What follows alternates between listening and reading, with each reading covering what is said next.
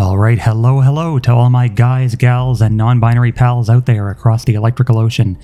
This is JazzMan back once again, and today I was just sitting in lobby waiting for interesting games to go up, interesting people to start playing, but I was waiting for quite some time, and I guess they were all too busy playing with themselves, I guess. So I decided, you know what? Fine, I'll do it myself. And I decided to just queue up into a game here. So we are in a game against Luzecu, playing a split between Forglar and Sundered Lands. Just tape out a little good luck, have fun there. Have fun. Thank you. There we go. And I will be playing Savage Tundra today. And so I decided to go with a Snow Prowler first deploy. Not really the ideal, but since I don't have enough Nord to deploy another champion next turn, but since I do have Snow Rhea lurking in the Rune Dock with initiative, and I did go first, it seemed like a fine thing to do. Snow Prowler is fast, he has Assassinate, so he will be a fairly tough customer for whatever goes for the mid font on this lovely Forsaken Waste 5 font map. In general, I'm usually a fan of this map. I like the ability that you have to sort of harass this side, since a lot of the fighting does tend to take place over here. But if there is like a stealth champion or something fast that can make it over this way, there is that option, even though the shrine is fairly close to these fonts. But with the way these two fonts are positioned, or I guess these two if you're on the other side, these two fonts being in such close proximity allows easy contesting of either one. Like you can just sort of, like if you're contesting this one, you can swap in to contest this one, or from here to here, depending on where the reinforcements are being sent to.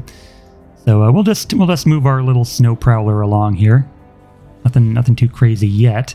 He has Draxar Hunchback, which I haven't seen in a while. Tough.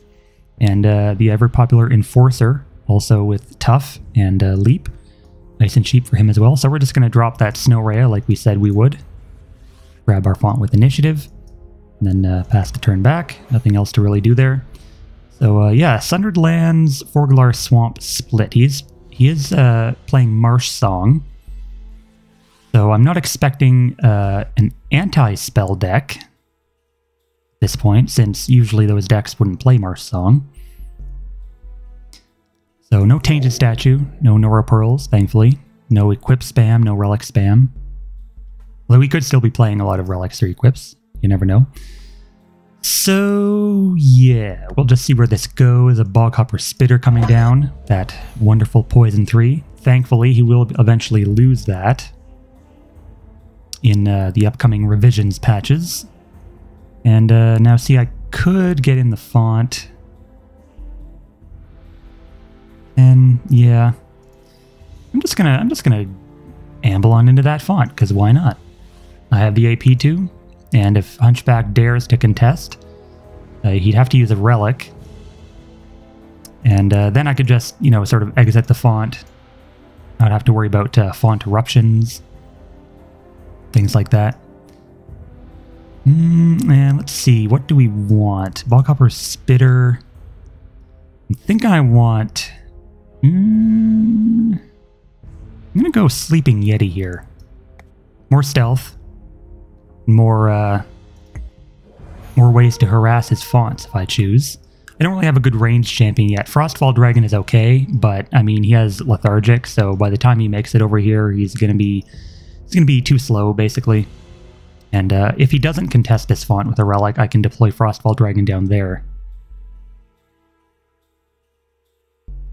So we'll see. He could find my Snow Prowler with potentially a Scouring Jasper, a Hive maybe, if he wants to contest. But that will force a Relic deploy out of him. So a little bit of extra Nora not being spent on champions. At this point in the game, spending Nora on champions is really what you want to be doing, not wasting it on relics just for contesting purposes. Also, it would be one potential strategy to abandon the font entirely and just sort of turtle up a bit, depending on what deck he's playing. So Enforcer actually going in for a Binding Chains on my Snow Rhea. That's fine. It sort of forces him out of the mid-font fight, and one less thing for me to have to deal with. Snow Rhea was in position to contest on my following turn, but I decided, or he decided to impede me there, so he does a Tornado. Huh. I mean, sure. I guess that finds my Prowler. And he can get a hit onto it with Boghopper Spitter if he wants. For the poison. And now poison would normally de-stealth me. But I mean, if he's just going to give me the font, or yeah, I guess he's going to go put down a relic as well. I mean, Font of Restoration. Alright, not, I guess, sure? I mean, if that's all he had, I mean, I guess. 40 Nora relic that way, but sure. So we'll just leap, threaten those fonts with the Snow Rhea. And now I do have a play here. It would be Blinding Reflection my Snow Prowler, which will get rid of the poison as well as and allow me to re-stealth. I want to do that though. I would have Nora for a deploy. That seems like a good idea. Snow Prowler is not much use if he can't stealth. And he did waste a Tornado just to find it, so I feel like I'm justified in doing that. And we can re-stealth. Keep ourselves safe. Now, I actually could have taken out... Well, no, I couldn't have killed it, but I could have gotten a hit onto that relic if I wanted to, but I'd rather save myself by keeping Snow Prowler out of harm's way for now. And these illusions, I'm going to send one of them here to waylay the Spitter. Actually, we'll send two of them. He can still just leap, but they are in position to sort of contest with relics next turn. And we'll put out some range now. Jackeye Elder. Nice ranged unit there. And yep, so Spitter will not be able to hit Snow Prowler again. So I'd say I'm in a decent position. Sleeping Yeti in position to contest this font if I choose not to drop a relic there. Snow Rhea rushing this side. And the nice thing about Rhea versus Enforcer is that the Binding Chains do half damage to me thanks to combat awareness.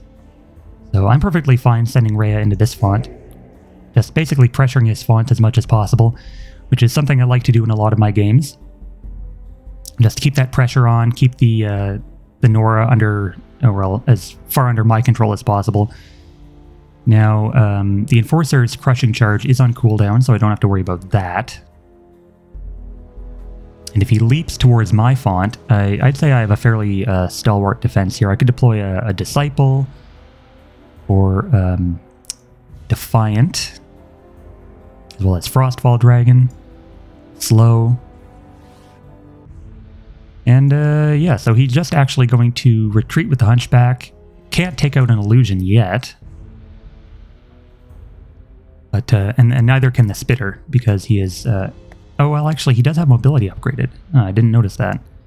Usually no one ever takes mobility, because Leap 3 is pretty much always good enough. So, interesting. So he could take out an illusion if he wanted to. He goes in for a hit on the Rhea and then deploys Darkmarsh Zealot, the font, and actually doesn't move his Spitter at all. So I guess now what I'm going to do, let's deal with this first. Zealot. Yeah. I'll just leap into the font. And we'll move. We'll just make sure we don't get knocked back somehow. It'd be annoying. And we'll go in here with Sleeping Yeti. And he will be stealthed for one extra turn, I believe. It actually doesn't show the counter, but yeah, 5 turns. And Spitter will have to, well, one of his champions will have to retreat back to his font in order to deal with it. And meanwhile, we can just move our Snow Prowler sneakily in this away direction. And we're gonna do this just to keep his spitter as locked down as possible. Now we should probably deploy. I'm gonna deploy Beast Tamer here just for some AP gen.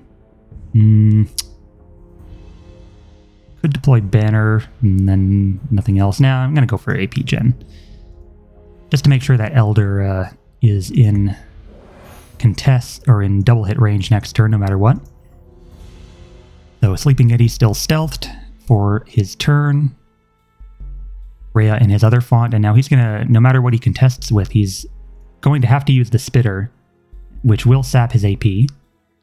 And then Snow Prowler, there's really no reason for me to take out this relic yet. I mean, I could de-stealth myself just to, you know, kill it and grab this font, but I'd rather keep the pressure on his actual fonts for now and leave mid just, you know, for later. Better to take Nora away from him, basically, than only gain Nora for myself. So, Akakios' Blade, actually, on the Boghopper Spitter. So, 2 rank 3 dots on that Spitter. Yikes. Well, quite a lot of damage. I'd like to be able to assassinate him. And I could do it with a Gale Force. And then Elder to finish. Actually, I wouldn't. Yeah, I would need it. I would need Elder to hit at least once. Dark March Zealot angrily staking his claim on that font, hitting the Rhea. And there's no way Rhea actually wins this font fight, but she can, you know, harass for quite a while with Leap, keeping out of double hit range. The only downside here is that he does have Marsh songs going, so the Nora advantage is not as much of a swing as it normally would be. So let's see here. We've got... So I'm going to use one of my illusions here. I'm going to do the Gale Force play. And I'm going to use one of my illusions as sort of a blocker here for a little bit of extra damage. 10, and the Assassinate will pick up the kill. Which will also take out the Akakios' Blade. And this illusion will grab the globe, and I guess we'll just send... we'll move this illusion over here. And as for Sleeping Yeti, well, we're going to drive the Elder. We won't be able to get a kill onto this Hunchback, thanks to sapping armor, but... let's see. Yeah, I'm going to put out Banner here. And then attack once, leap away, use my Banner as sort of a blockage for that Zealot. And we'll get one hit off onto this Hunchback. Could get 2 with an Invig. Move that in, and then we'll move this illusion over here so that he doesn't hit the Rhea. And let's see, I could get another hit with Elder with an Invig. So, I would take a bunch of damage from Rebuke, though. I'd say it's worth it at this point. Okay, well, and he decides to call the game. So, I guess that's a nice little win there, and we'll see you guys in the next one.